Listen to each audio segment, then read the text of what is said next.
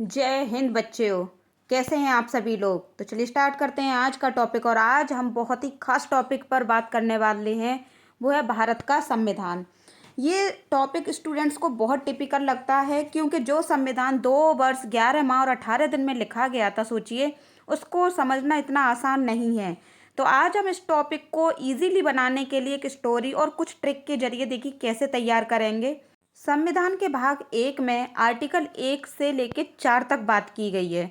तो इस आर्टिकल को कवर करने के लिए हम एक छोटी सी स्टोरी अपने माइंड में सेटअप करेंगे, जिससे कि ये पूरे आर्टिकल माइंड में बने रहे एग्जाम टाइम में।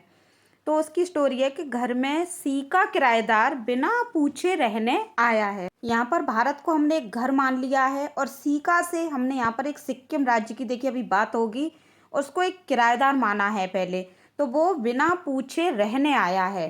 तो भारत में उस राज्य को मिला लिया गया था, और राज्य में मिलाने के बाद उसमें देखिए हमने क्या क्या बदलाव किए। जरा अब हम डिटेल में इस पर चर्चा करते हैं। देखिए आर्टिकल 1, भारत राज्यों का संघ है। जैसा कि अभी मैंने ट्रिक में बताया था कि भारत को हमने घर माना है। जिस तरीके से घर में कई मेंबर होते हैं, ठीक उसी तरीके से भारत में भी 28 राज्य हैं, और वही राज्यों का संघ है पूरा एक भारत। आर्टिकल नंबर 2, भारत में नवीन या नए राज्यों का प्रवेश होना। जिस तरीके मान लीजिए कि कोई भी राज्य किसी परिस्थिति बस या फिर अपनी इच्छा अनुसार भारत में मिलना चाहता है, तो वो मिल सकता है। एग्जाम्पल के लिए लेते हैं हम 35वां संविधान संशोधन हुआ था 1974 में, 1974 में, जब चाइना ने सिक्किम पर अटैक किया था और सिक्किम अपने आप को बहुत ज़्यादा असुरक्षित महसूस कर रहा था। तो सिक्किम ने ये भारत के पास ये अपना एक सुझाव रखा कि हम आप में मिलना चाहते हैं, लेकिन उसे थोड़ा डाउट था, क्योंकि जो पहले से ही खुद परेशान है, चाइना ने अटैक किया हुआ था, तो वो भारत पे भी किस तरीके से विश्वास कर सकता था। तो इसके लिए उसने कहा कि ठीक है, हम आप में डायरेक्ट नहीं मिलेंगे, पहले आप हमें कुछ दिनों के लिए शहर राज्य बनाइए। तो उसे 35वां संविधान संशोधन हुआ, और 1974 में उसे असम का शहर राज्य बनाया गया। जब उसे पूरी तरह विश्वास हो गया कि हाँ, भारत और चाइना में काफ़ी अंतर है, भारत तो विश्वास के काबिल है, तो उसने अपने आप को फिर दोबारा से एक संविधान संशोधन हुआ, 36वां संविधान संशोधन, और 1975 में वो पूरी तरह भारत का राज्य बन गया। नेक्स्ट आर्टिकल नंबर 3, कि वर्तमान में जितने भी राज्य हैं उनका आप नाम, सीमा या क्षेत्र आवश्यकता अनुसार परिवर्तित कर सकते हैं। तो आर्टिकल नंबर 1 में कहा गया था कि भारत राज्यों का संघ है। नंबर 2 में कि आप किसी भी राज्य को अगर मिलाना चाहें तो मिला सकते हैं, और जब वो आप में पूरी तरह मिल जाए, तो आप उसके बाद आप उसका नाम, सीमा या क्षेत्र जो भी बदलना चाहें, आप अपनी इच्छा अनुसार बदल सकते हैं। जैसे कि देखिए एग्जाम्पल के लिए 1 नवंबर सन 2000 में मध्य प्रदेश से टूटा और छत्तीसगढ़ अलग हो गया। 9 नवंबर सन 2000 में उत्तर प्रदेश से उत्तराखंड टूटकर अलग राज्य बन गया, और 15 नवंबर सन 2000 में बिहार से टूटा झारखंड। इस तरीके से ये 15 दिन में 3 राज्य टूटकर नए राज्य बन गए। और सन 2014 में आंध्र प्रदेश से टूटकर अलग हुआ था तेलंगाना, और ये जम्मू कश्मीर से लद्दाख टूटकर अलग हुआ था 30 अक्टूबर सन 2019 में। तो इस तरीके से ये जो आर्टिकल है वो भी क्लियर हो गया होगा कि अगर हम किसी भी राज्य को उसकी सीमा, क्षेत्र, नाम या कुछ भी परिवर्तित करना चाहें या तोड़फोड़ करना चाहें, तो आवश्यकता के अनुसार उसमें कर सकते हैं। देखिए आर्टिकल नंबर 4 क्या कहता है। आर्टिकल नंबर 4 कहता है कि अनुच्छेद 2 व 3 के संशोधन को मानने के लिए राष्ट्रपति भी बाध्य होगा। तो अनुच्छेद 2 में कहा गया था कि अगर कोई भी बाहर का राज्य अपनी इच्छा अनुसार या आवश्यकता अनुसार अगर मिलना चाहे, तो वो भारत में मिल सकता है। और अनुच्छेद 3 में कहा गया है कि भारत के भीतर जो राज्य हैं उनमें नाम, सीमा, क्षेत्र में हम परिवर्तन अगर करना चाहें या तोड़फोड़ करना चाहें तो कर सकते हैं। तो ये जो दोनों संशोधन हैं, इनको मानने के लिए राष्ट्रपति भी बाध्य होगा, लेकिन बस शर्त यही है कि ये जो भी कोई भी नियम अगर बन रहा है, तो उसे संसद में 50% का बहुमत प्राप्त हो। इस आधार पर 2 और 3 जो भी आर्टिकल हैं उसके संशोधन को राष्ट्रपति को भी मानना पड़ेगा। भाग 1 हमारा कंप्लीट हो चुका है संविधान का। अब हम बढ़ते हैं भाग 2 की तरफ। भाग 2 में आर्टिकल नंबर 5 से लेकर 11 तक बात की गई है और उसको याद करने की ट्रिक है। देखिए, 2 नागरिक पाकिस्तान से भारत आकर घर में बैठ गए, यानी आर्टिकल नंबर 5 से लेकर 11 तक जो बात की गई है वो नागरिकता की चर्चा की गई है। और जो लोग आज़ादी के समय भारत से पाकिस्तान गए और पाकिस्तान से भारत आए, उसमें उनको किस तरीके से नागरिकता प्राप्त हो उसकी इसमें चर्चा की गई है। अगर ये ट्रिक आप पढ़ लेते हैं तो आपको भाग 2 पूरी तरह माइंड में हो जाएगा कि हाँ, भाग 2 में नागरिकता की बात की गई है और भारत पाकिस्तान जो लेन देन हुआ था, लोगों का आना जाना हुआ था, उसकी चर्चा की गई है। अब डिटेल में इसके बारे में देखिए, पढ़ते हैं। आर्टिकल नंबर 5 बहुत ही इंपॉर्टेंट आर्टिकल है, क्योंकि इसके अंतर्गत नागरिकता की बात की गई है कि हमें भारत की नागरिकता किन शर्तों पर प्राप्त हो सकती है। तो पहली तो शर्त ये है कि अगर हमारा जन्म भारत में हुआ है तो ऑटोमेटिक हम भारत के नागरिक कहलाएंगे। नंबर 2, अगर हम भले ही भारत में जन्मे नहीं हैं, लेकिन हमारे जो माता पिता हैं वो भारतीय मूल के हैं, यानी भारतीय मूल के ही निवास, भारत में ही उनका जन्म हुआ है। बाद में वो लोग विदेश में जाकर रहने लगे और उनके बच्चे का जन्म विदेश में हुआ, तो उनके बच्चे को भारत की नागरिकता प्राप्त हो जाएगी। थर्ड नंबर है, संविधान लागू होने से पहले 5 साल पहले ही भारत में कोई भी व्यक्ति अगर रहता हो।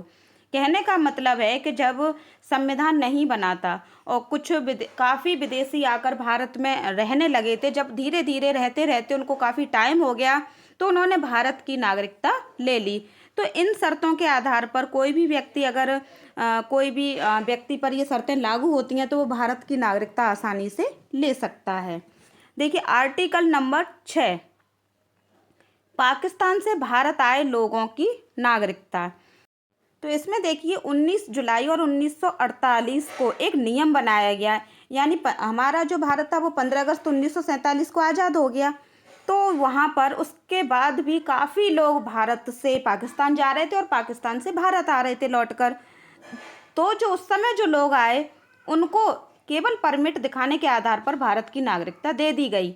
लेकिन 19 जुलाई और 1948 को ये नियम बनाया गया, जिसके अंतर्गत ये देखा गया कि जो लोग अगर इसके बाद भी आते हैं तो उन्हें परमिट भी दिखाना पड़ेगा, और अगर वो 6 महीने तक यहाँ पर रहते हैं और अगर वो इसके बाद किसी भी गलत गतिविधि में नहीं पाए जाते हैं, उसके बाद ही उन्हें भारत की नागरिकता प्राप्त हो सकेगी। आर्टिकल नंबर 7 क्या कहता है, देखिए इसमें बात की गई है कि भारत से पाकिस्तान गए लोगों की नागरिकता। तो 5, 6, 7 इन तीनों आर्टिकल में केवल नागरिकता की बात की गई है। 5 में नागरिकता की परिभाषा, 6 में पाकिस्तान से भारत आए लोग और 7 में भारत से पाकिस्तान गए लोग। अब देखिए नेक्स्ट आर्टिकल नंबर 8 क्या कहता है। आर्टिकल नंबर 8 में बात की गई है कि अगर किसी भी बच्चे के माँ बाप भारतीय मूल के हैं और उनका बच्चा विदेश में पैदा हुआ है किसी कारणवश, या तो वो वहाँ पर उनका व्यवसाय है या कोई नौकरी है या फिर वो वहाँ पर जाकर बस गए हैं, तो इस परिस्थिति में उनका बच्चा अगर विदेश में पैदा हुआ है और वो रहने वाले भारत के हैं तो उनके बच्चे को भारत की नागरिकता प्राप्त हो जाएगी। आर्टिकल नंबर 9 में बात की गई है कि विदेशी नागरिकता लेने पर भारत की नागरिकता समाप्त हो जाएगी, क्योंकि भारत में एकल नागरिकता का नियम है, यहाँ पर एकल नागरिकता का कानून लागू है।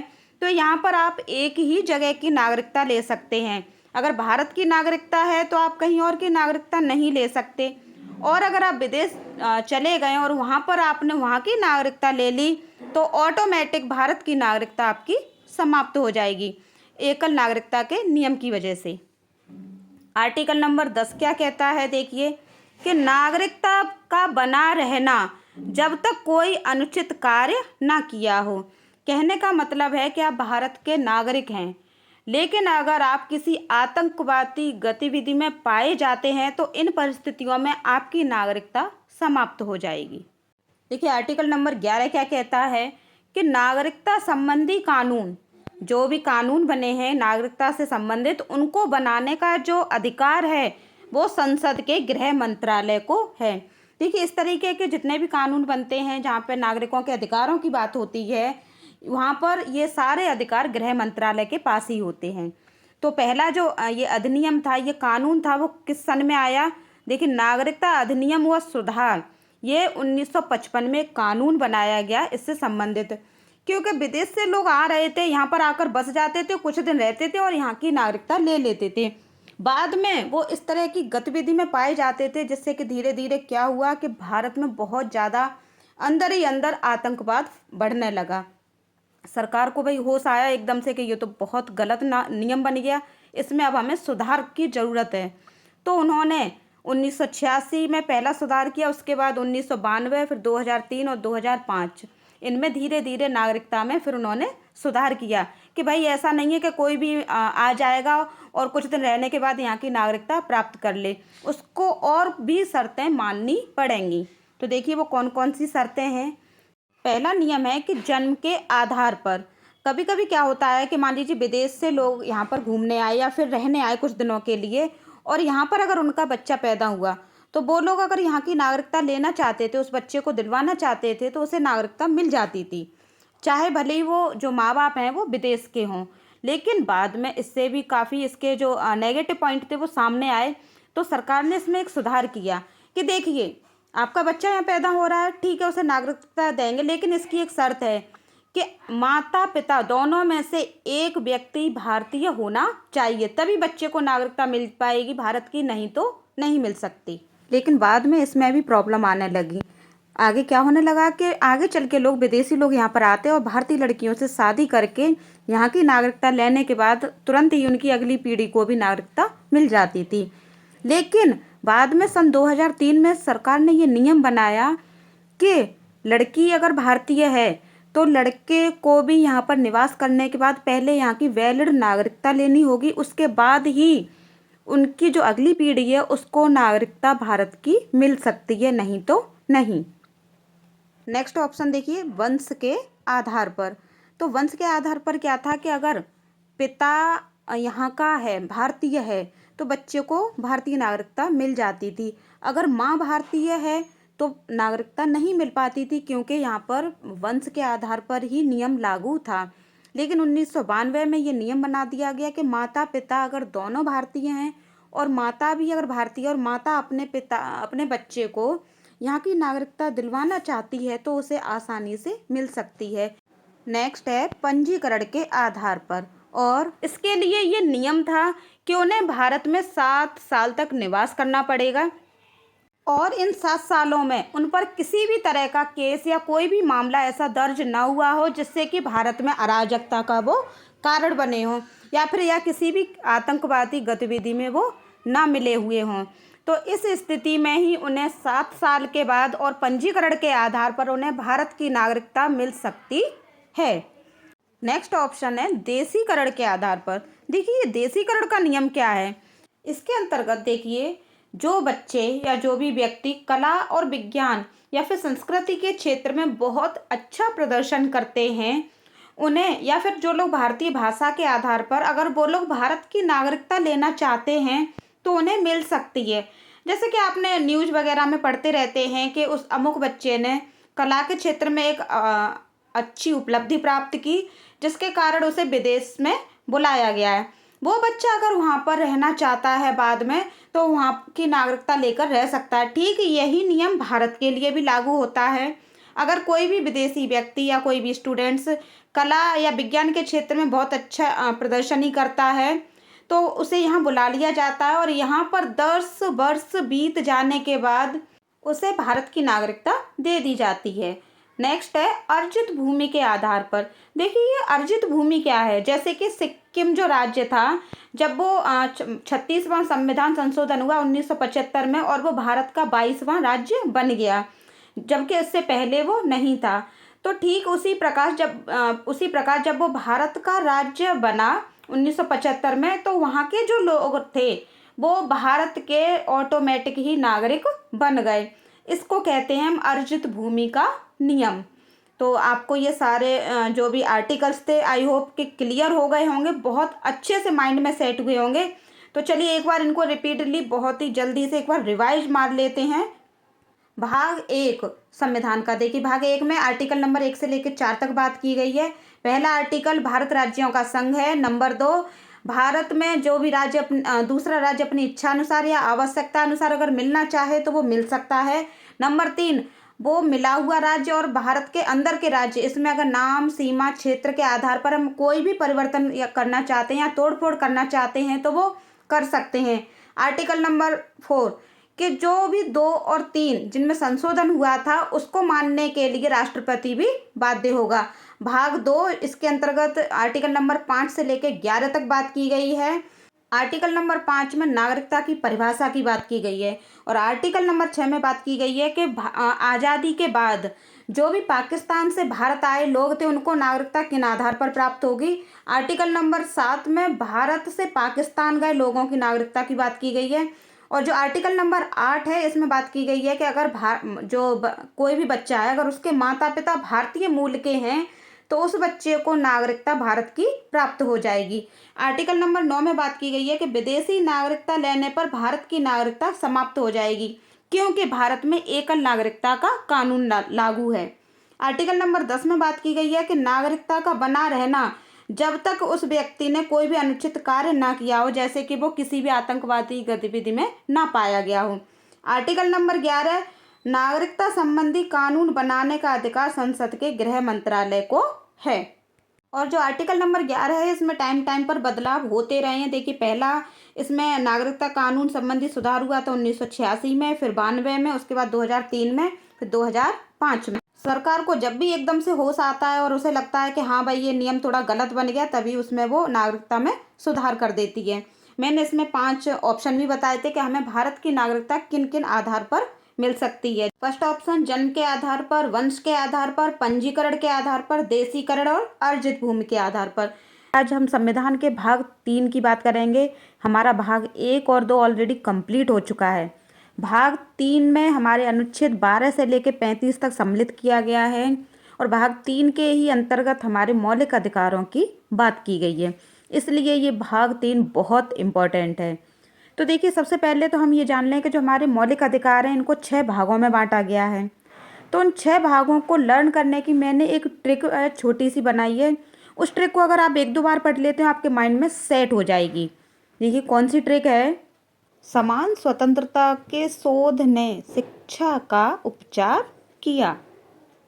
समान से है समानता का अधिकार, स्वतंत्रता से स्वतंत्रता का अधिकार, सो से शोषण के विरुद्ध अधिकार, धा से है धार्मिक स्वतंत्रता, शिक्षा से शिक्षा व संस्कृति का अधिकार और उपचारों से संवैधानिक उपचारों का अधिकार। तो इस तरीके से हमारे 6 प्रकार हैं, सिर्फ एक ट्रिक में आसानी से आपको लर्न हो जाएंगे। अब देखिए, भाग 3 के जो 6 प्रकार हैं इसके अंदर कौन कौन से आर्टिकल्स की बात की गई है, जरा उनको डिटेल में देखते हैं। तो देखिए, पहला समानता का अधिकार, इसके अंतर्गत 14 से लेकर 18 यानी ये 5 आर्टिकल हैं और इन 5 आर्टिकल्स में यही बात की जाएगी कि हमें सरकार के समक्ष या फिर समाज में या सरकारी नौकरियों में हर जगह समान हक दिया जाएगा। दूसरी है स्वतंत्रता का अधिकार। तो देखिए, आर्टिकल 19 से लेकर 22 तक हमें हर किसकी स्वतंत्रता दी गई है, बोलने की स्वतंत्रता, झंडा फहराने की स्वतंत्रता या फिर मीडिया की स्वतंत्रता। नेक्स्ट है शोषण के विरुद्ध जो अधिकार है। देखिए, आर्टिकल नंबर 23 और 24 में यही बात की गई है कि हम किसी से भी जबरन मजदूरी या फिर बलात्श्रम नहीं करा सकते। फोर्थ है धार्मिक स्वतंत्रता। तो आर्टिकल नंबर 25 से लेकर 28 तक धार्मिक स्वतंत्रता की बात की जाएगी कि हमें धर्म के नाम पर सरकार से कौन कौन सी सुविधाएं मिल सकती हैं या फिर हम कहाँ पर स्कूल और मदरसे खोल सकते हैं। देखिए, शिक्षा व संस्कृति का अधिकार। तो 29 और 30 आर्टिकल में यही बात की जाएगी, शिक्षा व संस्कृति से जुड़ी हुई। 6 है हमारा संपत्ति का अधिकार। तो देखिए, ये जो हमारा मौलिक अधिकार है इसे अब खत्म कर दिया गया है। मोरारजी देसाई ने सन 1978 में 44वां संविधान संशोधन किया, जिसके अंतर्गत उन्होंने संपत्ति को मौलिक अधिकार से हटाकर कानूनी अधिकार बना दिया गया। ये मेन पॉइंट है, इंपॉर्टेंट छोटे छोटे पॉइंट्स हैं, इनको नोट जरूर कर लीजिए, एग्जाम में कुछ भी पूछा जा सकता है। 7वां है देखिए संवैधानिक उपचारों का अधिकार। तो आर्टिकल 32 से लेकर 35 तक संवैधानिक उपचारों की ही बात की जाएगी कि ऊपर दिए गए जो भी अधिकार हैं किसी भी परिस्थिति में अगर इनका हनन होता है तो व्यक्ति अपनी अर्जी सुप्रीम कोर्ट में लगा सकता है। अब देखिए भाग 3 यानी मौलिक अधिकारों के बारे में जो मेन पॉइंट्स हैं कि ये कहाँ से लिए गए हैं, इन्हें क्या कहा जाता है और ये कहाँ इनका क्या कार्य है। तो देखिए जो मौलिक अधिकार हैं ये व्यक्ति के लिए होते हैं, ना कि किसी समाज के लिए। नेक्स्ट पॉइंट है कि इनको समाज एवं सरकार हमसे छीन नहीं सकती है। नंबर 3 जो मौलिक अधिकार हैं इनको अमेरिका से लिया गया है और इनको मौलिक अधिकारों को संविधान का मैग्ना कार्टा भी कहा जाता है। ये क्वेश्चन तो न जाने कितने बार पूछा गया है कि संविधान का मैग्ना कार्टा किसे कहा जाता है, तो वो हमारे मौलिक अधिकार यानी भाग 3 है। और ये देखिए जो मौलिक अधिकार ये जो शब्द है ये फ्रेंच भाषा का शब्द है और ब्रिटेन में इसका सबसे पहले प्रयोग किया गया था। ये मेन पॉइंट्स बहुत इंपॉर्टेंट है, इनको नोट कर लीजिए, एग्जामिनर ऐसे ही छोटे छोटे क्वेश्चन पुटअप करता है। देखिए नेक्स्ट क्या है। अब देखिए आर्टिकल नंबर 12 की हम डिटेल में बात करते हैं। तो देखिए जो आर्टिकल नंबर 12 है ये मूल अधिकार की परिभाषा देता है। इसके अंतर्गत ये बात कही गई है कि हमारी चाहे सेंट्रल गवर्नमेंट हो, चाहे स्टेट गवर्नमेंट हो या फिर लोकल गवर्नमेंट हो, कोई भी सरकार ऐसे कानून बिल्कुल नहीं बना सकती कि जिससे कि आम जनता के मूल अधिकारों का हनन हो। हाँ, किसी भी विपरीत परिस्थिति में एक बिजली विभाग है, इसको छूट दी गई है कि आवश्यकता अनुसार ये जनता पर दबाव बना सकता है। मान लीजिए कोई भी व्यक्ति समाज में बिजली चोरी कर रहा है या फिर उसका गलत प्रयोग कर रहा है, तो ऐसी परिस्थिति में बिजली विभाग उस पर दबाव बना सकता है, लेकिन कोई भी ऐसे कानून नहीं बना सकता जिससे कि उसके मौलिक अधिकारों का हनन हो। देखिए आर्टिकल नंबर 13 में क्या बात की गई है। आर्टिकल नंबर 13 के अंतर्गत बात की गई है अल्पीकरण की। देखिए ये अल्पीकरण का मतलब क्या है। अल्पीकरण का अर्थ है कि हम अपने मूल अधिकारों का प्रयोग करते हुए दूसरों की स्वतंत्रता का हनन नहीं कर सकते और संविधान बनने से पहले का भी ऐसा कोई कानून नहीं लागू होगा और ना ही संविधान बनने के बाद भी ऐसा कोई भी कानून बनेगा कि एक व्यक्ति अपने मौलिक अधिकारों का गलत प्रयोग करके दूसरे के अधिकारों का हनन करे। सलाम है भाई अम्बेडकर जी को जो ऐसा संविधान लिख कर रख गए कि आज आम आदमी भी स्वतंत्र होकर सांस ले पा रहा है और जी सकता है, नहीं तो पता नहीं आजकल के नेता तो क्या करते। देखिए आर्टिकल नंबर 14 हमारा क्या कहता है। आर्टिकल नंबर 14 के अंतर्गत बात की गई है समानता की। देखिए तो कानून पहला ऑप्शन है कि कानून के समक्ष समानता यानी इक्वलिटी बिफोर लॉ, यानी कानून के समक्ष सभी व्यक्ति समान है, चाहे छोटा बड़ा अमीर गरीब कुछ नहीं है वहाँ पर। तो ये जो सिद्धांत है कानून के समक्ष समानता का, ये सिद्धांत एबी डेसी ने दिया था और ये सिद्धांत कहाँ से आया है, ब्रिटेन से आया है। और ये जो कानून के समक्ष समानता है ये सबसे पहले यूके में यानी यूनाइटेड किंगडम में फॉलो हुआ था। भारत में आज के टाइम में इसका 20% ही फॉलो किया जाता है। देखिए नेक्स्ट ऑप्शन है इसी का, वो है कि कानून का समान संरक्षण। तो भारत में 80% इसी का ही प्रयोग होता है और ये जो कानून के समान संरक्षण है ये यूएसए से लिया गया है। देखिए जैसा कि अभी हम बात कर रहे थे कि कानून के समक्ष सभी समान हैं, चाहे छोटा हो चाहे बड़ा हो, चाहे गरीब हो चाहे अमीर हो, चाहे फिर कोई राजनेता हो या फिर भिखारी हो। लेकिन इस लिस्ट से भारत के 2 ऐसे नागरिक हैं जिन्हें इसमें सम्मिलित नहीं किया गया है, वो हैं भारत का राष्ट्रपति और राज्यपाल। देखिए अनुच्छेद 71 के अंतर्गत राष्ट्रपति को और अनुच्छेद 162 के अंतर्गत राज्यपाल को, ये 2 व्यक्ति ऐसे हैं ये चाहे कोई भी बड़े से बड़ा क्राइम कर लें, ये जिस वक्त पद पर आसीन है ऐसे वक्त पर इन पर कोई भी मुकदमा नहीं चलाया जा सकता है। इन्होंने अगर कोई भी बड़ा क्राइम किया है तो इसके लिए सुप्रीम कोर्ट सबसे पहले इन्हें पद मुक्त करेगा यानी पद से हटाएगा, उसके बाद ही इन पर कोई भी मुकदमा चलाया जा सकता है। नेक्स्ट आर्टिकल है हमारा 15, ये बहुत ही इम्पोर्टेंट आर्टिकल है। क्योंकि देखिए इसके अंतर्गत बात की गई है कि कोई भी सरकार हो या फिर समाज हो, किसी भी व्यक्ति से वो धर्म, जाति, वंश, लिंग या फिर जन्म स्थान के आधार पर किसी भी प्रकार का भेदभाव नहीं कर सकता है। मान लीजिए समाज में कोई भी उच्च जाति का व्यक्ति है और वो निम्न जाति के व्यक्ति से भेदभाव या छुआछूत जैसा व्यवहार कर रहा है, तो इस परिस्थिति में उस पर तुरंत केस दर्ज किया जाएगा, यानी सरकार तुरंत एक्शन लेगी। देखिए ऐसा ही एक कानून था, एक मूलाकर्म कानून था केरल में। तो देखिए वहाँ पर क्या ये कुप्रथा थी कि जिसमें महिलाएं अपना स्तन नहीं ढकती थीं और उन पर स्तनों के अकॉर्डिंग और ब्रेस्ट टैक्स लगता था, यानी स्तन टैक्स लिया जाता था साइज के अकॉर्डिंग। तो वहाँ पर एक महिला थी, नांगेली नाम की महिला। देखिए जैसा कि फोटो में दिखाई दे रहा है, ये नांगेली का ही पोस्टर पिक्चर है। तो ये नांगेली नाम की जो महिला थी, इसने इसका विरोध किया। वो टैक्स बिल्कुल नहीं देना चाहती थी और वो सार्वजनिक स्थानों पर जाने से पहले अपने स्तनों को ढककर भी जाती थी, क्योंकि वो इसका भरपूर विरोध कर रही थी। लेकिन विरोध करने के बावजूद भी जो राजा थे, उनके द्वारा उस पर बहुत ज़्यादा प्रेशर डाला गया टैक्स देने के लिए।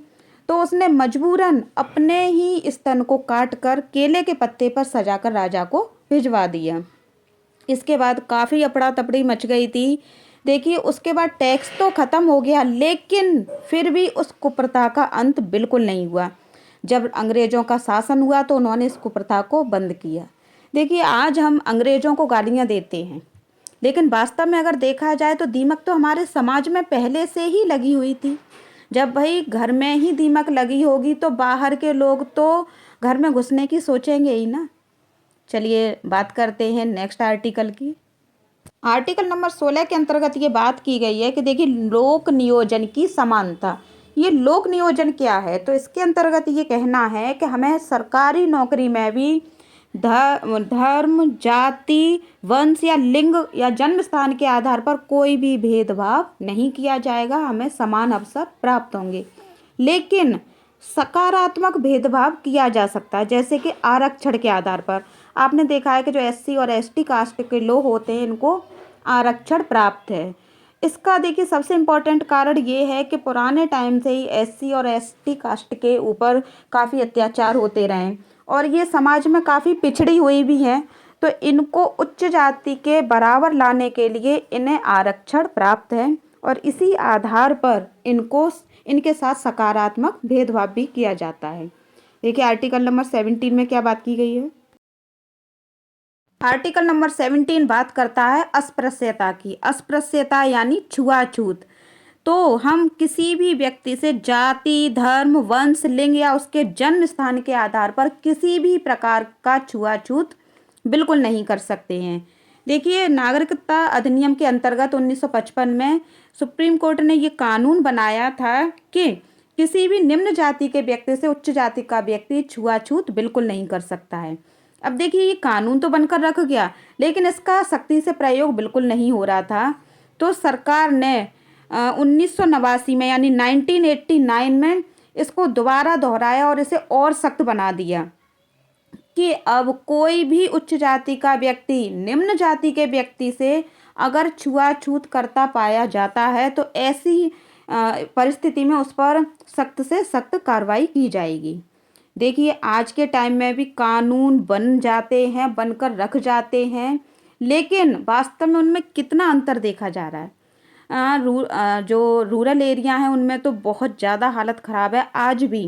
कहीं तक जो शहरी क्षेत्र हैं और जो एजुकेशनल एरिया है, पढ़ा लिखा समाज है, वहाँ कुछ परसेंटेज में, कुछ ही परसेंटेज में, पूरी तरह नहीं, कुछ सुधार है। लेकिन निम्न जाति के लोगों को आज भी बहुत कुछ सहना पड़ता है। क्या आप लोग मेरी बात से सहमत हैं? कितने लोग सहमत हैं मुझे कमेंट बॉक्स में ज़रूर बताइएगा। चलिए चलते हैं नेक्स्ट आर्टिकल की तरफ और नेक्स्ट है हमारा 18। इसमें बात की गई है उपाधियों का अंत। उपाधियों का अंत से हमारा मतलब है कि आप अपने नाम के पीछे कोई भी ऐसा सरनेम बिल्कुल नहीं लगा सकते हैं जो आपकी उच्चता को शो करे, जैसे कि महाराज, महाराज है, नाइटहुड है, सर है, राय है या कोई भी विदेशी। आप इस तरह की उपाधियां अपने नाम के पीछे बिल्कुल भी नहीं लगा सकते हैं। मान लीजिए आपको नाइटहुड की उपाधि से अवार्ड दिया जाता है, यानी आपको सम्मानित किया जाता है आपके काम के लिए, लेकिन आप वो नाइटहुड अपने नाम के पीछे बिल्कुल नहीं लगा सकते। हाँ, एजुकेशनल के एरिया में जैसे कि एजुकेशनल आप रैंक लगा सकते हैं, जैसे कि पीएचडी करने के बाद आपके नाम के आगे डॉक्टर लग जाता है। अदरवाइज आप कोई भी रैंक आप अपने नाम के पीछे नहीं लगा सकते हैं। नेक्स्ट है हमारा आर्टिकल नंबर 19। ये आर्टिकल बहुत इम्पोर्टेंट है। देखिए, इसे संविधान की रीढ़ भी कहा जाता है, क्योंकि इसके अंतर्गत हमें काफ़ी स्वतंत्रताएं दी गई हैं, जिसके कारण हम समाज में स्वतंत्र आज रह पा रहे हैं, अपना जीवन यापन कर पा रहे हैं। तो देखिए, इसमें 6 प्रकार की स्वतंत्रताओं की बात की है। जिस तरीके से देखिए संविधान के भाग 3 में 7 प्रकार थे, एक संपत्ति का प्रकार खत्म कर दिया गया। ठीक उसी प्रकार से आर्टिकल 9 में भी आर्टिकल 19 यानी 19 में भी 7 प्रकार थे। इसमें भी जो संपत्ति का जो प्रकार है 6वां, वो खत्म कर दिया गया, तो इसमें भी 6 बचे। और उधर जो मौलिक अधिकार यानी इसी आर्टिकल का भाग 3 जो 6 थे, उसमें भी एक खत्म हो गया, उधर भी 6 ही बचे। अब देखिए, हम बात करते हैं कि आर्टिकल नंबर 19 के अंतर्गत हमें कौन कौन सी स्वतंत्रताएं दी गई हैं, ज़रा उनको डिटेल में समझना है, क्योंकि ये आर्टिकल बहुत पूछा जाता है, यहाँ से क्वेश्चन बहुत आता है। तो देखिए, पहली है स्वतंत्रता हमारी अभिव्यक्ति की स्वतंत्रता, जैसे कि हमें बोलने की स्वतंत्रता, मीडिया की, पुतला फूंकने की और झंडा फहराने की। ये जो सभी स्वतंत्रताएं, ये सारी फ्रीडम हमारी अभिव्यक्ति की स्वतंत्रता के ही अंतर्गत आती हैं। मान लीजिए कोई राजनेता है, हमें उसका जो कार्य करने का तरीका है वो बिल्कुल पसंद नहीं आ रहा। ऐसे में आपने देखा होगा कि जो नाराज़ जनता होती है वो उसका पुतला बनाकर फूंक सकती है। सोचिए, अगर हमें ये अभिव्यक्ति की स्वतंत्रता ना दी जाती, तो क्या एक आम इंसान किसी राजनेता का पुतला फूंक सकता था? बिल्कुल नहीं। लेकिन हमें कोर्ट की तरफ से ये स्वतंत्रता दी गई है। नेक्स्ट है सभा। हमें सभा करने की स्वतंत्रता है। आपने देखा होगा कि जब हम नाराज़ हो जाते हैं, मान लीजिए किसी भी राजनेता से, एक एग्जाम्पल ले रहे हैं, तो वहाँ पर हम क्या है, कमेटियाँ यानी सभा करते हैं कि हम क्या भैया सभा करेंगे, हम इस राजनेता को बिल्कुल नहीं चाहते। थर्ड है संगठन। संगठन बनाकर हम उसका विरोध भी करते हैं। तो देखिए, अभिव्यक्ति की स्वतंत्रता, सभा करने की, संगठन करने की, और फोर्थ है संचरण करने की यानी विचरण। हम अपनी स्वतंत्रता हमें दी गई है कि हम पूरे भारत में कहीं भी, विदेश में भी वीज़ा बनवा लीजिए, मान लीजिए आप कहीं भी घूम सकते हैं। अगर हमें ये स्वतंत्रता नहीं दी जाती तो हम एक ही जगह अपने ही कुटुंब में बंद कर रह जाते। देखिए, नेक्स्ट कौन सी है, निवास करने की या बसने की स्वतंत्रता, ये भी दी गई है हमें। नेक्स्ट ऑप्शन है देखिए व्यक्तिगत संपत्ति। तो जैसा कि मैंने बताया कि जो संपत्ति का अधिकार था, इसे तो 44वां संविधान संशोधन करके मोरारजी देसाई ने 1978 में खत्म कर दिया। लेकिन अगर हम कहीं बस रहे हैं तो वहां पर अपनी व्यक्तिगत संपत्ति हम खरीद सकते हैं, उस पर कोई भी बाउंडेशन नहीं है। और 7th है हमारा व्यापार करने की स्वतंत्रता। तो देखिए, इन सारी जो फ्रीडम है, इनको लर्न करने की मैं एक छोटी सी ट्रिक आपको बता रही हूँ। देखिए, पहला तो जो हमारी जो फ्रीडम है वो मेन यही है कि हम अपनी बात कह पाएँ। जब हम अपनी बात कह पाएंगे तो उसके बाद हम सभा और संगठन दोनों बना सकते हैं। मान लीजिए जब हमने सभा और संगठन अगर बना लिए तो हम में एक पावर होगी, उसके बाद हम कहीं भी घूम सकते हैं। मान लीजिए हम अगर कहीं घूमने गए और वो जगह अगर हमें बहुत अच्छी लगी तो आप वहाँ पर बस जाइए, कोई इसके लिए बाउंडेशन नहीं है। अगर आप बस गए, उसके बाद अगर आप चाहते हैं कि वहाँ पर आप अपनी संपत्ति भी खरीदें तो आप ऐसा भी कर सकते हैं। संपत्ति, मान लीजिए आप वहाँ बस भी गए, आपने वहाँ पर अपना घर मकान भी ले लिया, अब वहाँ आजीविका चलाने के लिए आपको अपना व्यापार भी खड़ा करना होगा, तो आप ऐसा भी कर सकते हैं। इसके लिए देखिए, इस एक लाइन में सारी स्वतंत्रताएं आपकी आ गई। देखिए, पहला बोलने की स्वतंत्रता, उसके बाद आप सभा बनाइए, संगठन कीजिए, कहीं भी घूमिए फिरिए, घूमने गए अच्छा लगा तो वहाँ पर निवास कर लीजिए। अगर आपको अच्छा लगा तो आप अपनी संपत्ति खरीद सकते हैं और वहाँ पर अपना व्यापार भी खड़ा कर सकते हैं। देखिए, ये आर्टिकल बहुत इम्पोर्टेंट था। एक एक आर्टिकल को अपने माइंड में सेट कर लीजिए, एग्जामिनर कुछ भी पूछ सकता है और प्रत्येक एग्जाम में आर्टिकल से क्वेश्चन तो आने ही आने हैं। चलते हैं देखिए नेक्स्ट आर्टिकल की तरफ। नेक्स्ट है हमारा आर्टिकल नंबर 20 यानी दोष सिद्धि में संरक्षण, प्रोटेक्शन फ्रॉम कन्विक्शन। इसका मतलब है कि मान लीजिए हमने कोई क्राइम किया और वो हम पर सिद्ध हो जाता है, तो ऐसी स्थिति में हम पर कौन कौन से नियम लागू होते हैं और कैसे हम अपना संरक्षण कर सकते हैं। तो देखिए, पहला है कि अपराध के समय का कानून, यानी जिस समय पर जो अपराध किया गया है तो उस समय उस अपराध की क्या सज़ा है वही सज़ा आपको दी जाएगी। ऐसा नहीं है कि आपने इस समय अपराध किया और आपको सज़ा दी जाए अंग्रेज़ों के टाइम की यानी काले पानी की, ऐसा नहीं है। सेकंड ऑप्शन है कि एक अपराध की एक सज़ा। मान लीजिए आपने एक अपराध किया है तो आपको सज़ा भी एक ही मिलेगी। ऐसा नहीं है कि 2 साल पहले भी आपने चोरी की थी तो उसकी भी सज़ा आपको इस टाइम दी जाए, ऐसा बिल्कुल नहीं है। अभी का जो क्राइम है उसी की ही सज़ा आपको दी जाएगी। नेक्स्ट है कि खुद के विरुद्ध गवाही नहीं। कोई भी विक्टिम अपनी गवाही खुद नहीं दे सकता, उसकी गवाही मान्य नहीं होगी, क्योंकि हर मुजरिम भाई यही कहता है कि मैंने ऐसा नहीं किया है, तो इसलिए कोर्ट उसकी जो गवाही है वो मानता ही नहीं है। चलिए बढ़ते हैं, ये आर्टिकल नंबर 20 कंप्लीट हो गया। अब देखते हैं आर्टिकल नंबर 21 क्या कहता है।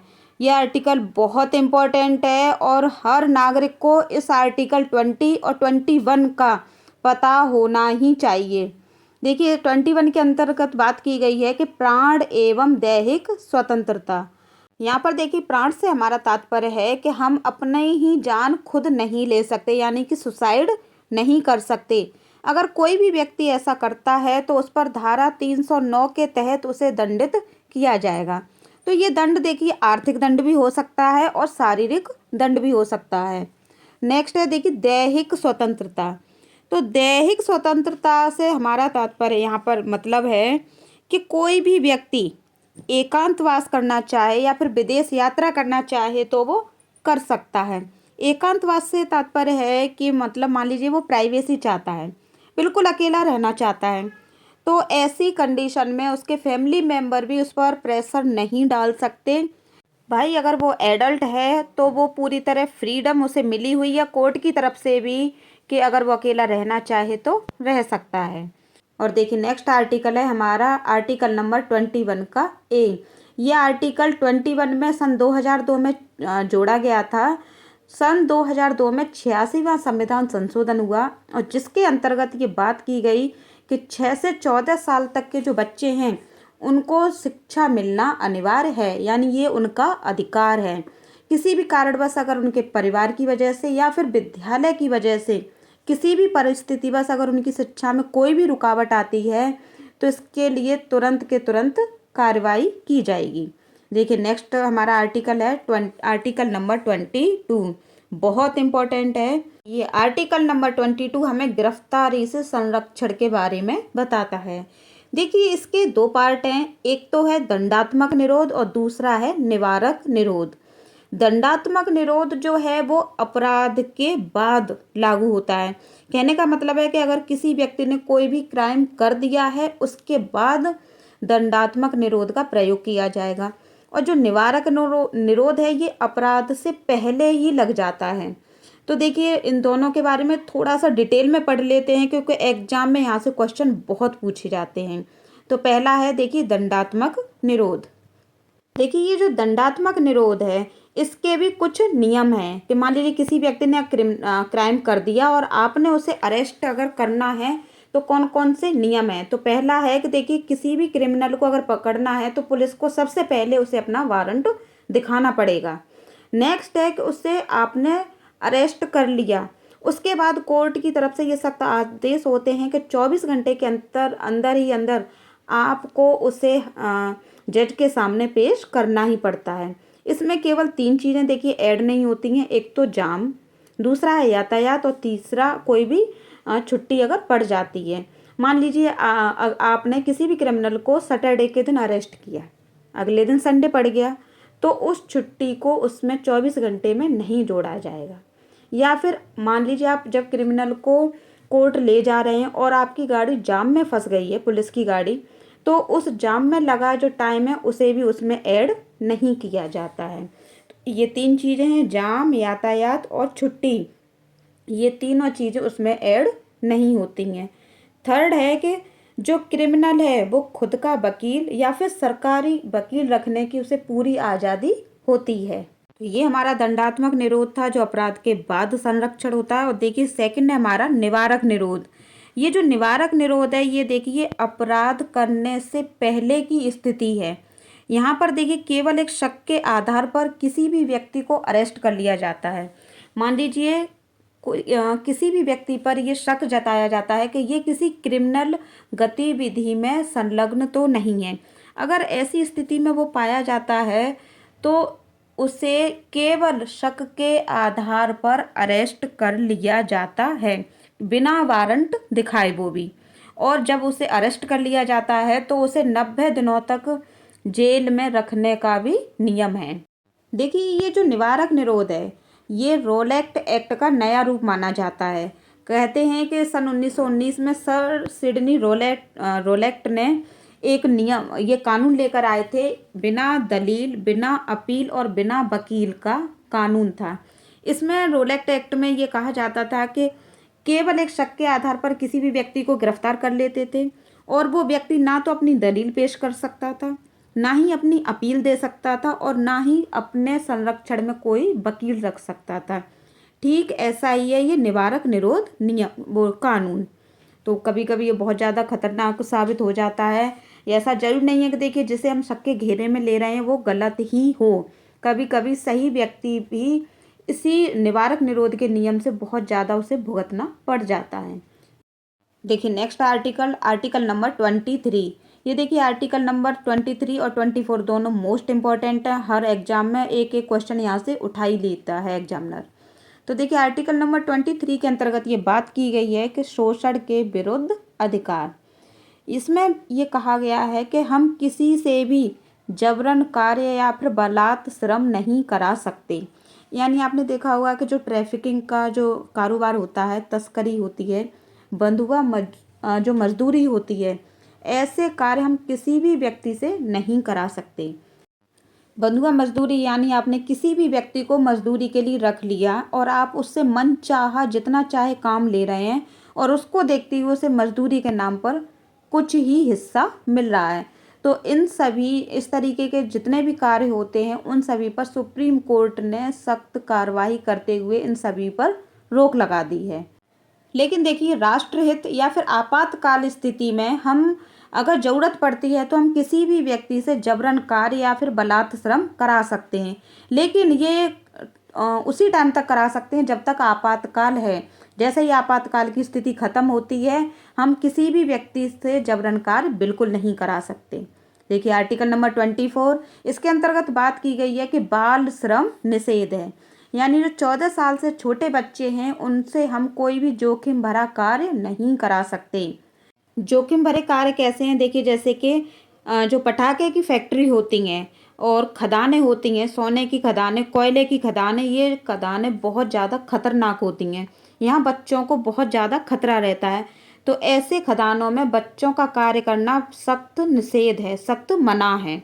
देखिए हाँ, छोटे मोटे कार्य हैं तो वहाँ उनमें उन्हें लगा सकते हैं, जैसे कि कालीन उद्योग का कार्य है। देखिए मिर्ज़ापुर भदोई में सबसे ज़्यादा कालीन उद्योग का काम होता है और वहाँ पर बहुत ज़्यादा तादाद में बच्चों को लगाया भी जाता है। तो ये कहा भी गया है आर्टिकल 24 में कि हम जो आसान कार्य हैं उनमें बच्चों को लगा सकते हैं, लेकिन जो खतरनाक कार्य हैं उसमें बच्चों का जाना बिल्कुल ही निषेध है। देखिए आर्टिकल नंबर 25। अब हम देखिए आर्टिकल नंबर 25 से लेकर 28, इन 4 आर्टिकल के अंदर केवल धार्मिक स्वतंत्रता की ही बात करेंगे। तो देखिए आर्टिकल नंबर 25 में क्या कही गई है कि हमें देखिए अंतःकरण की स्वतंत्रता है। अंतःकरण यानी हम अपनी इच्छा से किसी भी धर्म को अपना सकते हैं।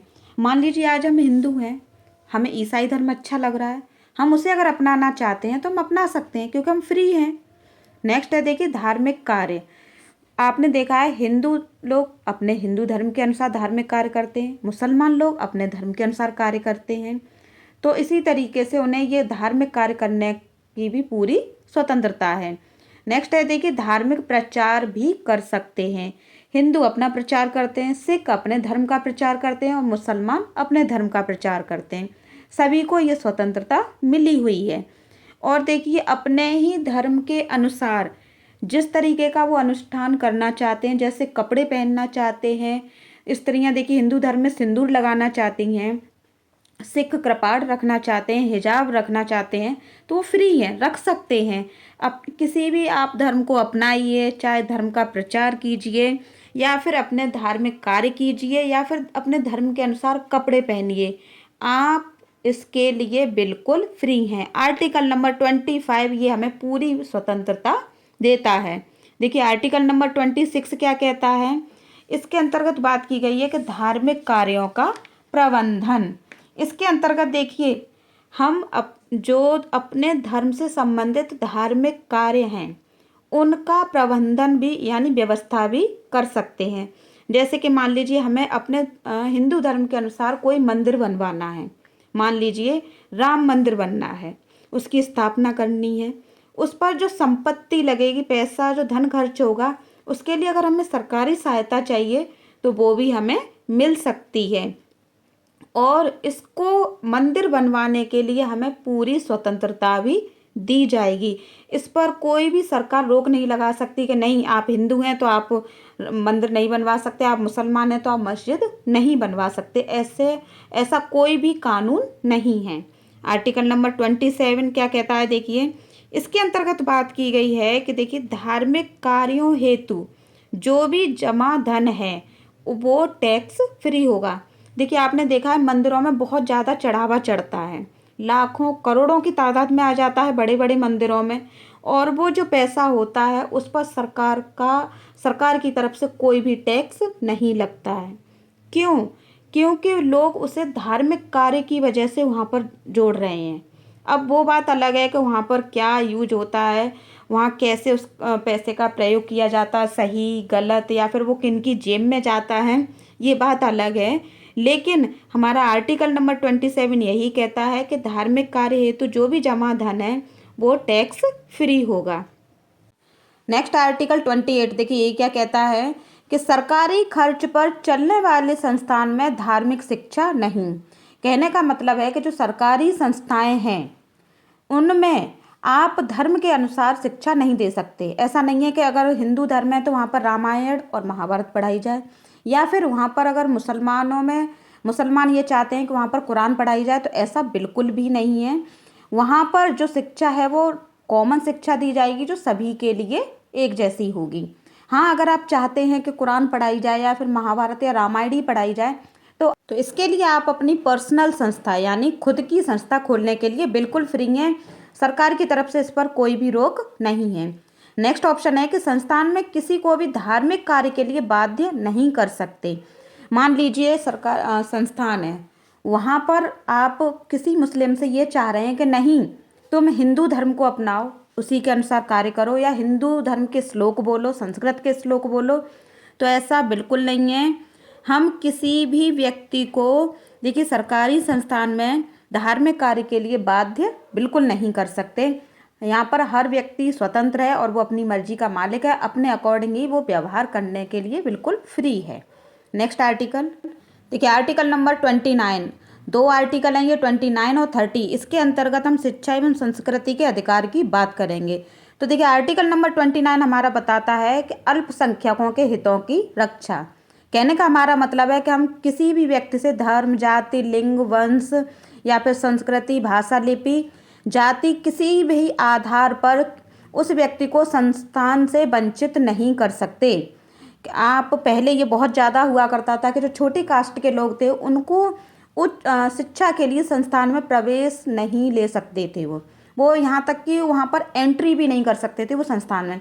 एजुकेशन तो बाद की बात है।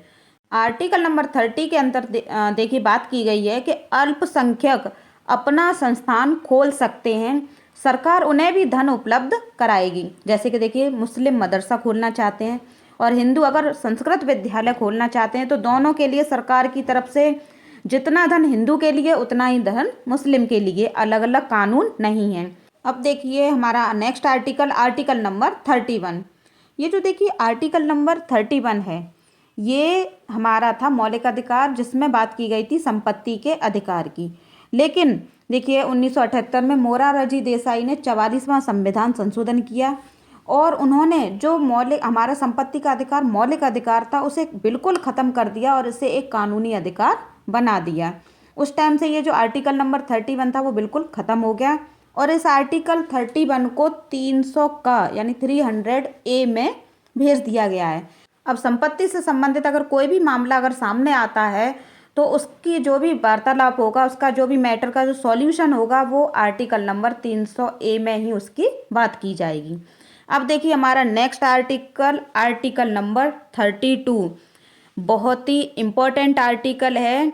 और इस आर्टिकल नंबर 32 को हम संविधान की आत्मा भी कहते हैं, जिसमें बात की गई है कि संवैधानिक उपचारों का अधिकार। कहने का मतलब है कि ऊपर वाले जितने भी हमने अब तक अधिकारों की बात की थी, स्वतंत्रताओं की बात की थी, उनमें से अगर किसी एक का भी हनन होता है, वो स्वतंत्रता हमें नहीं मिलती है, तो ऐसी कंडीशन में हम तुरंत सुप्रीम कोर्ट में अपनी अर्जी लगा सकते हैं और तुरंत उस पर सुनवाई भी होगी और कार्रवाई भी की जाएगी। देखिए इस जो आर्टिकल नंबर 32 है, इसको किन किन नाम से भी बोलते हैं और इसकी क्या विशेषताएं, जरा वो भी देखते हैं। फर्स्ट ऑप्शन है इसका कि ये देखिए मूल अधिकार को मूल अधिकार बनाने वाला मूल अधिकार है। तो ये एग्जाम में पूछा जाता है कि ऐसा कौन सा मूल अधिकार है जो मूल अधिकारों को भी मूल अधिकार बनाता है, तो वो है हमारा आर्टिकल 32। ये देखिए न्यायिक कार्यवाहक भी है। और थर्ड, ये अधिकारों का हनन होने पर हम सुप्रीम कोर्ट जा सकते हैं, इतनी पावर है इस आर्टिकल के अंदर। और इसमें देखिए 5 तरह की रिट की बात की गई है। रिट यानी समादेश। तो देखिए पहली कौन सी है, एक तो है हेबियस कार्पस यानी बंदी प्रत्यक्षीकरण, कि हमने अगर किसी को अरेस्ट किया है तो कितने टाइम में हमें उसको तुरंत जज के सामने पेश करना है। नंबर 2 है मैंडेमस यानी परमादेश, ये केवल सरकारी कर्मचारियों पर ही लगती है। और थर्ड है को वारंटो यानी अधिकार प्रच्छा, ये जो फर्जी नौकरी करते हैं उन लोगों के लिए ये कानून है।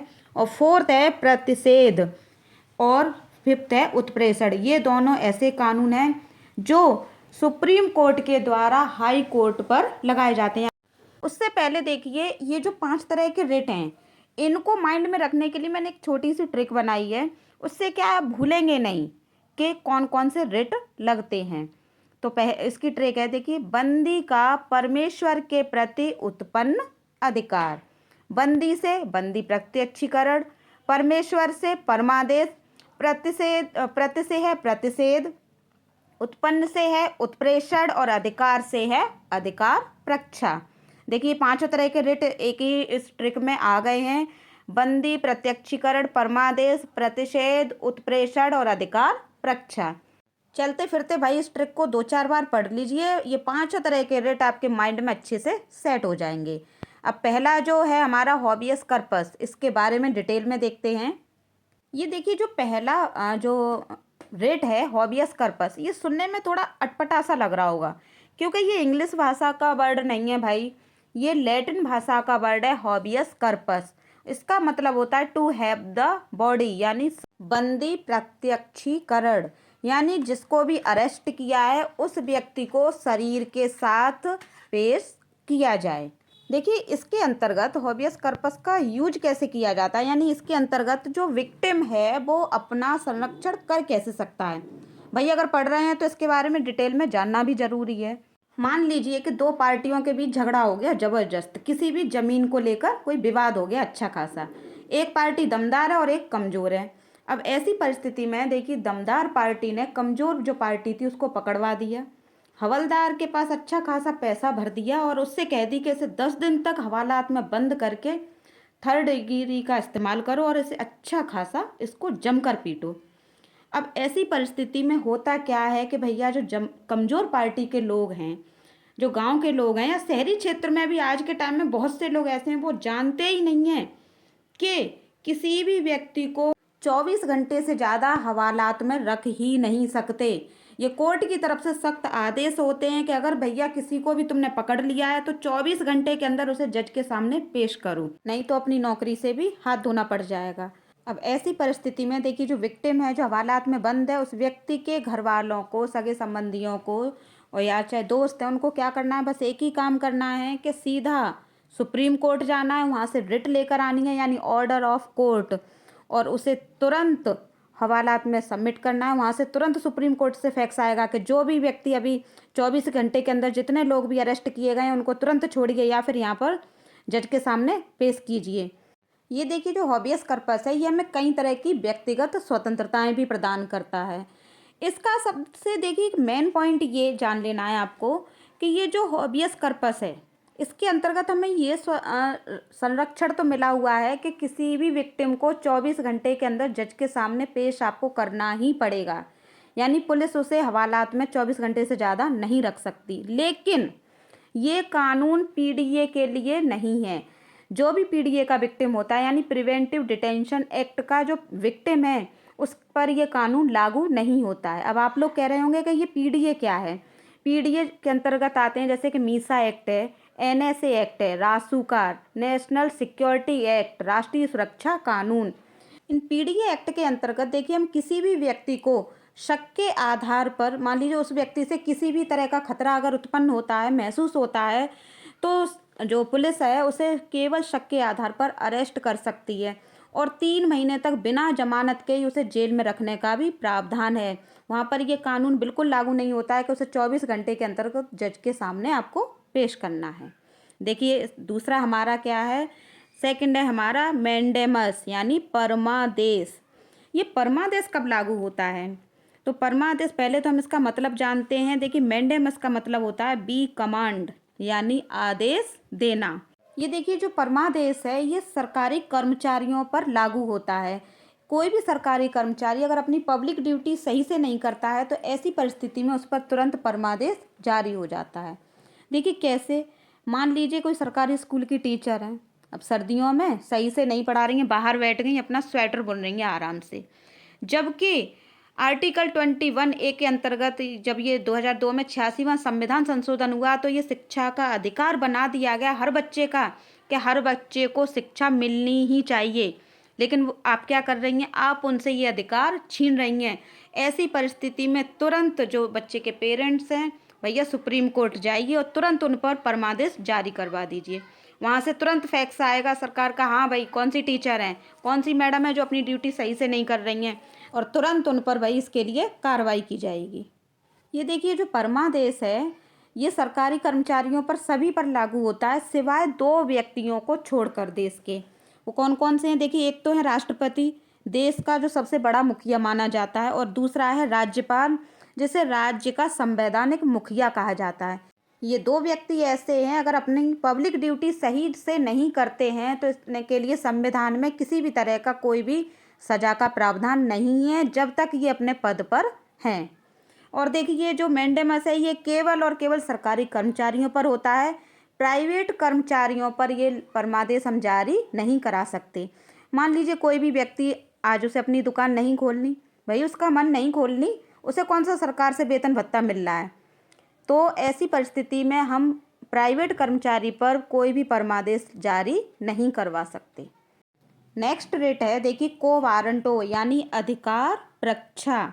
अधिकार परीक्षा ये देखिए इसका मतलब है कि जब भी कोई व्यक्ति फर्जी नौकरी करते हुए पकड़ा जाता है तो ऐसी परिस्थिति में उस पर को वारंटो यानी वारंट अधिकार परीक्षा रिट लग जाती है। मान लीजिए आपको पता चल गया भैया पड़ोस में आपका पड़ोसी फर्जी नौकरी कर रहा है, तुरंत जाइए सुप्रीम कोर्ट और रिट लगा दीजिए उस पर भैया को वारंटो। बिना टेस्ट दिए हुई भैया नौकरी कर लीजिए, इसने फर्जी नौकरी कर रहा है, इसकी तुरंत नौकरी हड़प लीजिए। तो ऐसी परिस्थिति में कोई भी व्यक्ति अगर पाया जाता है तो उस पर तुरंत को वारंटो लग जाता है। या फिर कोई भी व्यक्ति अपने अधिकार से बढ़कर कार्य करता है तो उस पर भी अधिकार परीक्षा लगता है। जैसे मान लीजिए कि आपने हेलमेट नहीं पहना है, अब एक हवलदार आया, भैया डंडा खटखटाता हुआ, चल भाई तेरा चालान कट गया है, अब तुझे चल हवालात में बंद करते हैं। अरे भैया तू कैसे कर लेगा, कौन है तू, इंस्पेक्टर है, सब इंस्पेक्टर है, या फिर असिस्टेंट सब इंस्पेक्टर है। ऐसी परिस्थिति में तुरंत आप उस पर को वारंटो लगा दीजिए आर्टिकल नंबर 32 के अंतर्गत, कि हाँ भैया ये तेरे अधिकार के अंतर्गत बिल्कुल नहीं आता, तू एक हवलदार है और हवलदार ही है, पहले जा अपने किसी दरोगा को लेकर आ, इंस्पेक्टर को लेकर आ, वो ही मेरा चालान काट सकता है। उस हवलदार की तो वैसे ही सिट्टी पिट्टी गुल हो जाएगी भैया, कैसे तो वैसे ही इतनी नॉलेज है, इससे तो दूर रहना ही बेहतर है कि मालूम पड़ी इसके चक्कर में अपनी नौकरी चली गई। चलिए नेक्स्ट देखते हैं। नेक्स्ट रेट है हमारी प्रतिषेध यानी प्रोहिबिशन। इसका मतलब होता है टू स्टॉप या फॉरवर्ड। स्टॉप यानी रोक देना। जब हमें किसी चीज़ का स्टे ऑर्डर लेके आने होते हैं तब हमारा ये रिट लागू होता है यानी प्रोहिबिशन। देखिए ये जो स्टे ऑर्डर है ये लागू कैसे होता है थोड़ा समझ लीजिए, तभी आप इन रिट को समझ सकते हैं।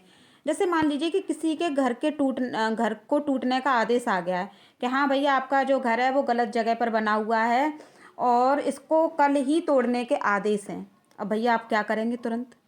इसके लिए आपको क्या करना है कि तुरंत सुप्रीम कोर्ट जाइए, वहाँ से आप तुरंत स्टे ऑर्डर लेकर आइए कि हाँ भैया पहले तो हम अपना घर तुड़वाना तो रुकवाएं, उसके बाद कुछ देखेंगे कि सही जगह है कि गलत जगह है। तो देखिए फैसले के अंतर्गत, फैसले के बाद नहीं, फैसले के अंतर्गत ये जो रिट है वो सुप्रीम कोर्ट के द्वारा हाई कोर्ट और डिस्ट्रिक्ट कोर्ट पर स्टे ऑर्डर लाने के लिए लगाया जाता है। जब लगता है कि हाई कोर्ट या डिस्ट्रिक्ट कोर्ट के द्वारा कोई गलत फैसला ले लिया गया है तो उस परिस्थिति में जो सुप्रीम कोर्ट है ये उस पर रोक लगाती है। अब देखिए नेक्स्ट है हमारा उत्प्रेषण। उत्प्रेषण का यानी सर्ज्यूरी टू सर्ट, इसका मतलब होता है टू सर्टिफाइड, यानी किसी भी चीज़ को पूर्णतया सूचित करना। ये भी देखिए जो ऑर्डर है, ये भी जो रिट है वो सुप्रीम कोर्ट के ही द्वारा हाई कोर्ट और डिस्ट्रिक्ट कोर्ट पर लगाई जाती है। लेकिन इसमें अंतर क्या है? देखिए जो प्रतिषेध था ये मुकदमे के दौरान चलता है, यानी जो भी कार्रवाई हो रही है उसके दौरान। और ये जो उत्प्रेषण है ये देखिए जब फैसला सुना दिया जाता है उसके बाद होता है। ये देखिए जो उत्प्रेषण है ये अपना काम कैसे करता है। मान लीजिए कि किसी भी व्यक्ति से एक्सीडेंट हो गया, अब मान लीजिए जानबूझकर हुआ या धोखे में हुआ। अब ऐसी परिस्थिति में मुकदमा चलता है और तुरंत हाई कोर्ट ने उस पर ये सज़ा सुना दी कि इसे फांसी की सज़ा दी जाए।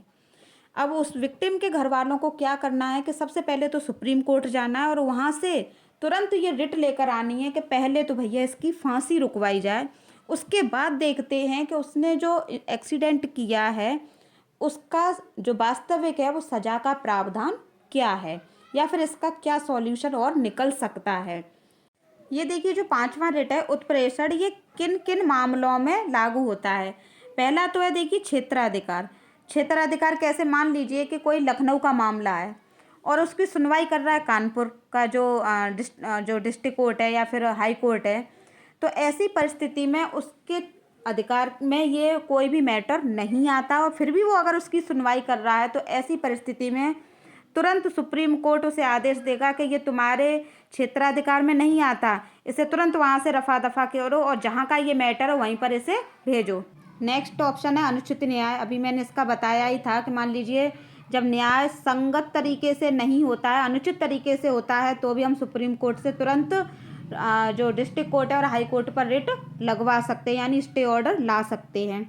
देखिए एक चीज़ जो है बहुत इम्पोर्टेंट वो अब मैं आपको बताने जा रही हूँ कि देखिए अगर केवल हमारे मूल अधिकारों का हनन हो तो हम सुप्रीम कोर्ट जा सकते हैं और आर्टिकल 32 के अंतर्गत अपने अधिकारों का हनन होने पर हम स्टे ऑर्डर ले सकते हैं।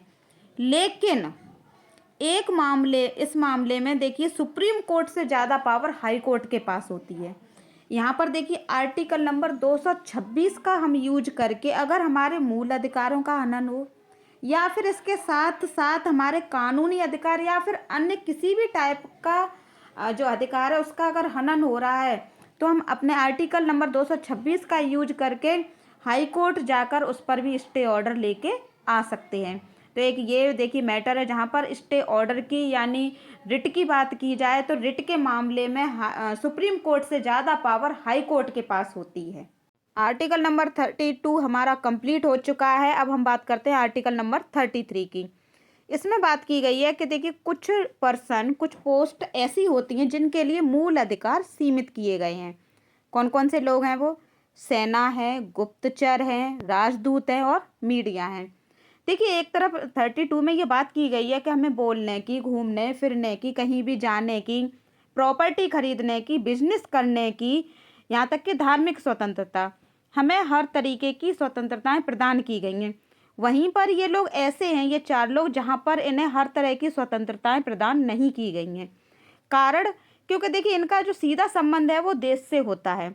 वहीं पर देखिए ये जो गुप्तचर और राजदूत ये ऐसी सीक्रेट एजेंसियां होती हैं कि जहां पर ये सब कुछ नहीं बोल सकते हैं।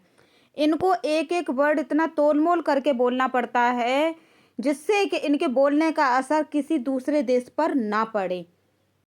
आगे देखिए आर्टिकल नंबर 34 में इसमें बात की गई है सैन्य कानून की। देखिए ये जो सैन्य कानून, ये जो कानून है, ये 1948 में जब संविधान बना, ये संविधान का भाग नहीं था। बाद में इसे 14 व 16 नवंबर 1949 को अपनाया गया, जब इसकी ज़रूरत महसूस हुई।